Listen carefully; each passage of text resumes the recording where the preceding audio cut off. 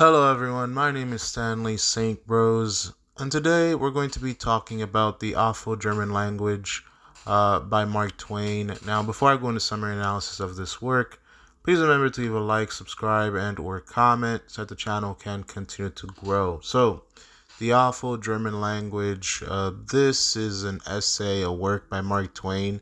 It's not really a narrative. You're not gonna get one of Mark Twain's best narratives and stories here. This is really not something where you can just lean back and relax and just read a good story.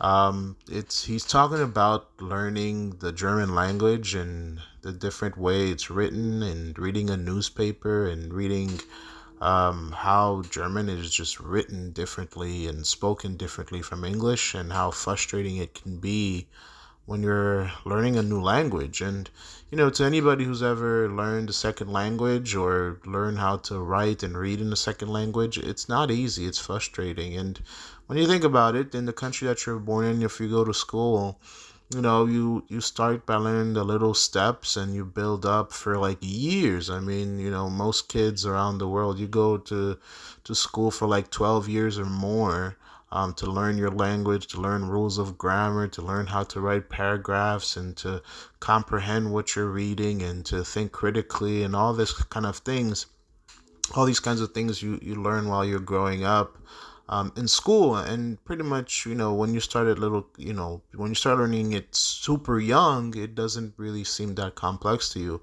But when you're an adult and you're in a new system and you have to start at zero, you're basically like a toddler relearning how to speak. And, to a grown man, this can be quite, um, you know, it's not easy. So the comments that he makes, I think they're very funny. And he it's not gonna be like funny, haha, like you're listening to a comedian, but he makes a lot of comments that are funny. This is not like he's not a linguistic professional telling you everything about the German language and how American, English is superior to the German language, but he pokes fun at it, pokes fun at himself, and his process of learning about the German language, and differences between Americans and German people, or English speakers and people who speak German. And we can take this and apply it to different people in different countries learning how to speak different languages. I mean, if you apply this to other languages, I mean, think about people from China and Japan and South Korea and the Middle East, and other Arab countries, and pretty much just around the world, and all the different languages and all the different ways that people can express themselves and write and learn. And just think about how difficult it would be to learn something new, learn a new language, learn a new vocabulary. It's not easy. And I think Mark Twain, within this essay, he's like kind of taking upon himself to learn, but also to kind of like poke fun at it, and to point certain things out, certain differences between different cultures. Because cultures, they're the type of writing that they use, the type of language that they use, says a lot about the people, what's important to them, what they emphasize, what they don't emphasize.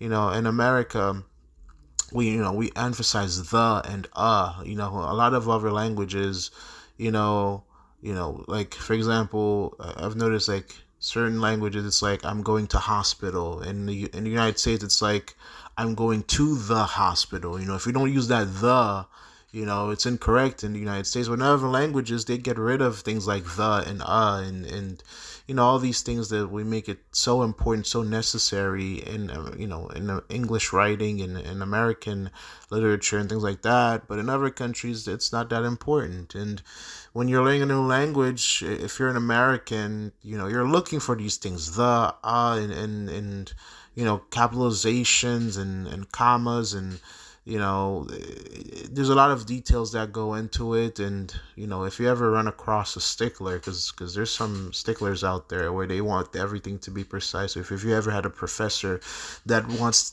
every comma every apostrophe to be, clean and correct and direct. And, they want, if you ever have a professor that wants your paper to be polished as it could be, you can understand, because there's some people that get very touchy with words and phrases, and don't get them started with like slang and poor grammar, because they'll just have a fit. So when you're reading this essay, you do kind of go into that, and you kind of understand what he's talking about, because sometimes it can be comical, how meticulous and careful we are when we're writing, when we're reading. But when we're speaking, we really don't care. When we're speaking, we don't use proper grammar. We speak in grunts and ums and ahs, and that's all part of language. Sometimes, yep. We make sound effects, like a.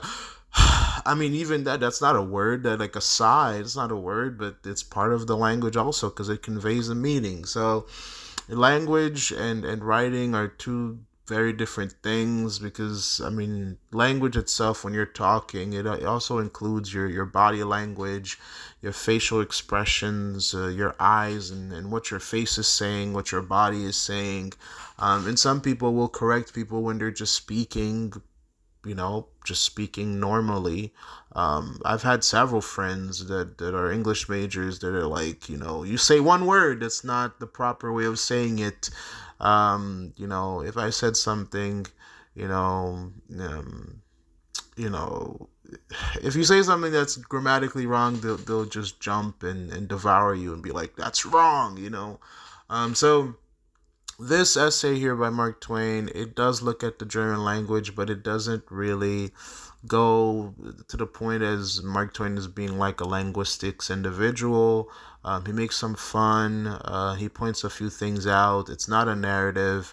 But again, it's not the most exciting piece of literature, but it is very quite interesting. In terms of deeper meaning analysis, I mean, I think I've said enough about what's going on within this work, what it says about culture, what it says about people, and then what it says about different types of individuals from different countries, and how languages and the ways that people write, how they express different things and different opinions, and each people from different nations, we have things that we emphasize in our writing, in our literature, that others don't.